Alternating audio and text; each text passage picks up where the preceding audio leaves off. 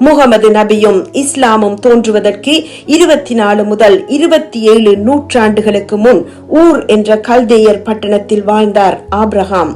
பாபிலோனில் பல தெய்வ வழிபாடு உருவாகிய காலத்தில் யாஹ்வே என்ற ஒன்றான கடவுள் ஆபிரகாம் என்ற ஒரே மனிதனுடன் தன்னை தொழுது கொண்டு தனது சொந்த ஜனமாக இருப்பதற்கு உடன்படிக்கை செய்து எகிப்தின் நதி துவக்கி ஐபிராத்து என்னும் பெரிய நதி மட்டுமுள்ள இஸ்ரவேல் நாட்டை ஆபிரகாமின் சந்ததியை வானத்து நட்சத்திரங்களைப் போல பெருக செய்து அவர்களுக்கு கொடுப்பதாக வாக்களித்தார். தேவன் தமது ஒரே பேரான மகனை உலகின் ரட்சிப்புக்கு தருவதற்கு வாக்களிப்பதன் அடையாளமாக பிள்ளை இல்லாதிருந்த 75 வயதான ஆபிரகாமுக்கு ஒரு மகனை தருவதாகவும் வாக்களித்தார்.